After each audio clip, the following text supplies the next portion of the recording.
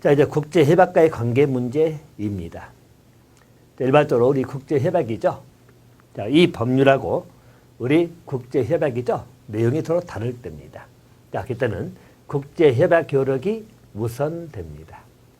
그래서 이 법하고 내용이 다르다. 그럴 때 우선되는 것은 국제협약이 우선된다. 기억해 두시고 대신 조건이 있네요. 다만 이 법의 규정 내용이 국제협약 보안 기준보다도 강화된 기준입니다. 자, 강화된 기준을 포함할 때는 이 법이 더 우선됩니다. 알겠죠? 그래서 다시 말해서 우리 국제항해 선박 항만시설 보안에 관한 법률이 있죠? 그래서 이 법률하고 국제협약이다. 이 두 개가 부딪힐 때는 협약의 효력이 우선되는 건 맞아요. 하지만 일반적으로 이 법률이 보안 기준이 훨씬 더 강화된 기준이다. 자, 강화된 기준이다. 그럴 때는 협약보다도 더 우선된다 이렇게 봐두시면 돼요. 그래서 이 법률하고 협약과의 관계 문제는 국제협약이 우선되는 게 원칙이지만 이 법률에서 협약에 정한 그 보안 기준보다도 훨씬 더 강화된 기준을 갖고 있다면 이 법률이 우선된다 그렇게 봐두세요. 자, 항만 보안 계획에 관련된 내용입니다. 우리 항만 보안 계획은 국가항만 보안 계획이 있고요. 또 지역 항만 보안 계획 크게 두 가지가 있어요. 자, 국가 항만 보안 계획입니다. 해양수산부 장관이죠. 앞으로 이제 해양수산부 장관 회장이라고 그냥 제가 줄여서 말씀드릴게요. 그래서 우리 회장이 일반적으로 10년마다죠. 그 국가항만 보안 계획은 10년마다 수립 시행을 해야 됩니다. 그래서 일반적으로 국가항만 보안 계획은 회장이 즉 해양수산부 장관이 10년마다 수립 시행을 한다 이렇게 봐두시고요.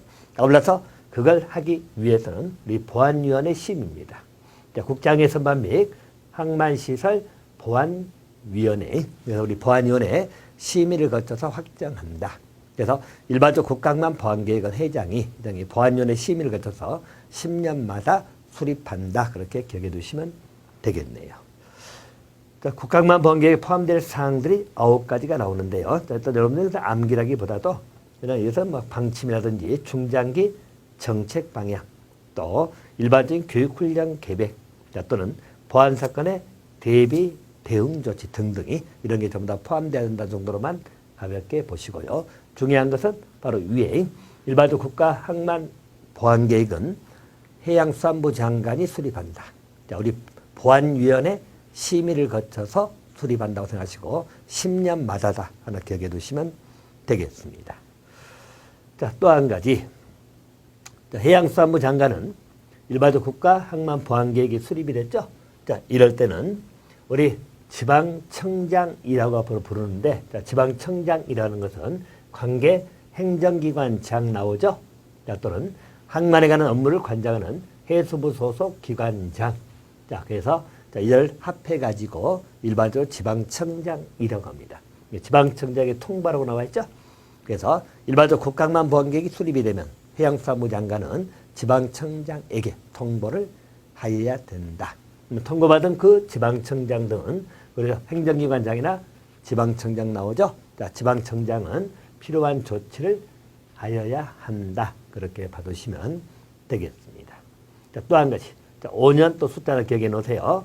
일반적 국가항만 보안이 수립된 이후에 5년이 경과되면 자, 내용을 검토해서 변경 여부를 결정하여야 한다. 그래서 일반적으로 우리 10년마다 수립을 할 것이고 아울러서 5년이 경과될 때는 재검토를 하는 거다. 이렇게 봐두시면 되겠습니다.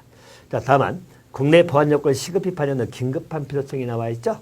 자, 그럴 때는 일반적으로 우리 해양수산부 장관이 국가항만 보안계획이든 지역항만 보안계획이든 변경 여부를 직접 결정할 수도 있다. 그렇게 봐두시면 됩니다.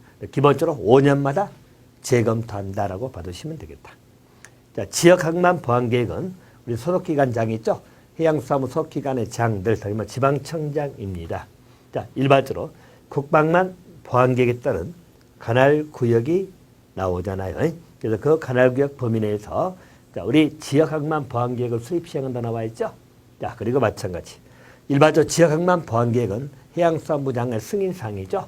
수립할 때는 해수부 장관의 승인을 받는다. 이렇게 봐두시고. 아울러서 일반적 승인할 때, 우리 수립할 때는 우리 관계 국가보안기관장하고 미리 협의를 하여야 한다. 이렇게 봐두시면 됩니다. 또 5년 되면 재검토라고 보시면 됩니다. 자, 그래서 일반적으로 같이 비교를 드리면 국가항만보안계획하고 지역항만보안계획입니다. 그래서 일반적 항만 우리 보안계획이다. 두 개 구별하면 국가항만보안계획은 우리 회장이 수립한다.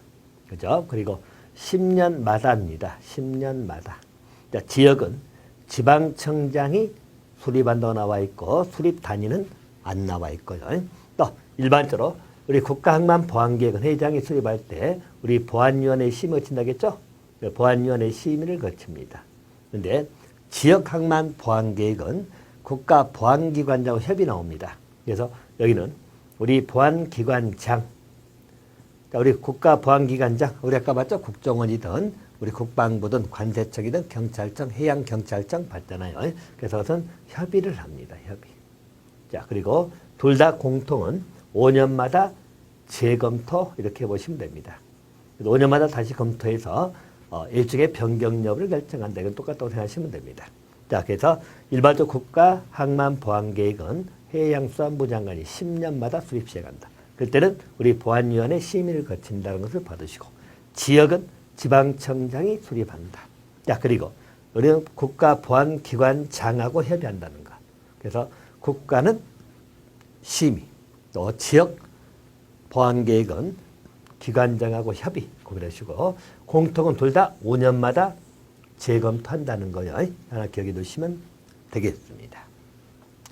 자, 이제 보안 등급에 관련된 내용입니다.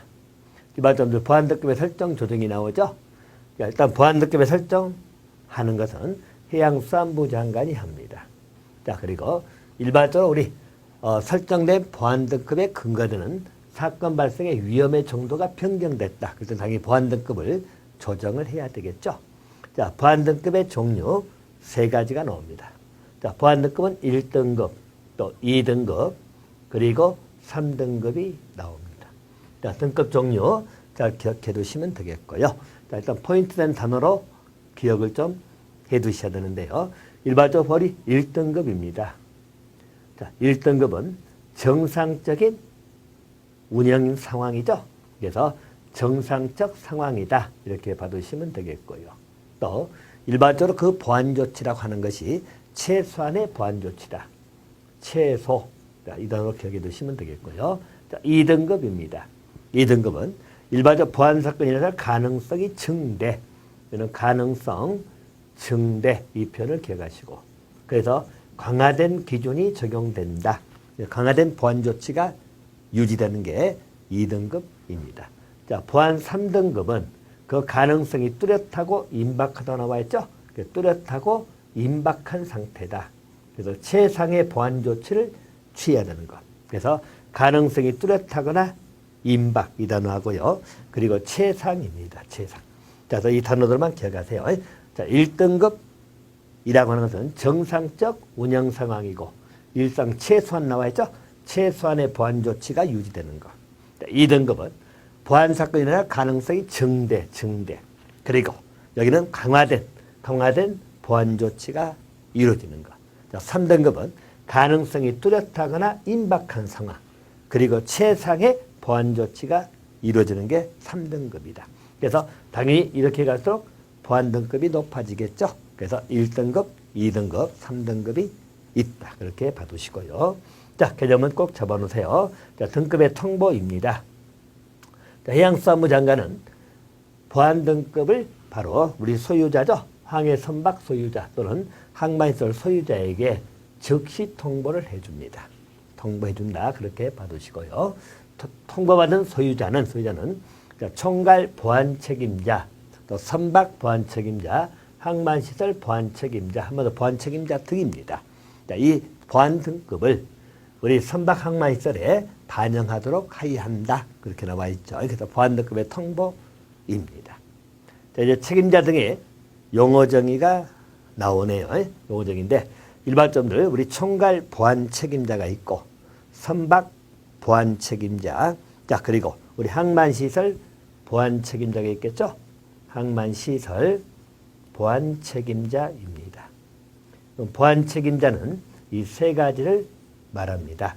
총갈 보안 책임자, 선박 보안 책임자, 항만시설 보안 책임자입니다. 자, 총갈은 일반적으로 우리 국제항해 선박 소유자가 전체 국제항해 선박이죠. 자, 전체 국제 항해 선박의 보안 업무를 총괄적으로 수행하게 하기 위하여, 자, 소속선은 외장입니다. 외. 자, 포인트는 이거죠. 그 총괄 보안 책임자는 소속 선원 중에서 지정하면 틀렸어요. 소속 선원 외자 중에서 지정한 자가 총괄입니다. 자, 그리고 선박 보안 책임자는 우리 개별 국제항해 선박입니다. 전체가 나오면 총괄이고 개별 나오면 이제 선박이죠. 선박의 보안 업무 나옵니다. 이때는 선원 중에서 지정한 것을 선박 보안 책임자. 총괄은 우리 소속 선원 외자 중에서 지정을 한다. 그래서 전체하고 외, 얘는 개별하고 선원 중, 그걸 구별해 주시면 되겠고, 또 항만시설 보안 책임자입니다. 얘는 항만시설 소유자가 항만시설의 보안 업무죠. 항만시설의 보안 업무를 효율적 수행하기 위해서 진행한 자, 그래서 항만시설 보안 책임자다. 이렇게 봐두시면 됩니다. 보안 책임자는 세 가지. 총괄 보안 책임자, 선박 보안 책임자, 항만시설 보안 책임자 세 가지가 있다라고 봐두시면 되겠네요. 자, 그리고 이제 우리 보안 담당자입니다. 자, 보안 담당자는 일반적으로 보안 책임자 외죠. 그러니까 보안 책임자 외자로서 보안 업무를 담당하는 자. 그러니까 보안 책임자가 아닌 보안 업무를 담당하는 자를 보안 담당자 이렇게 봐두시고요. 자, 그리고 내부 보안 심사자입니다. 자, 내부이기 때문에 내부 보안 심사자는 소유자가 지정을 한다고 봐두시면 됩니다. 그래서 내부 보안 심사자는 소유자가 지정을 한다. 그래서 선박 소유자, 항만 소유자 나오죠? 자, 그래서 보안상을 좀 확인하게 하기 위하여 지정한 자를 내부 보안 심사자. 자, 그리고 보안 심사관입니다. 자, 보안 심사관은 일반적으로 해양수산부 장관, 회장이 임명을 하는 거다. 그래서 내부 보안 심사자는 소유자가 지정하고 보안 심사관은 해양수산부 장관이 임명합니다. 소속 공무원 중에서 임명한다고 나와 있죠. 라고 봐두시면 되겠습니다.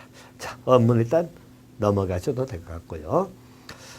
자, 우리 등급별 보안 조치 상황이 나옵니다.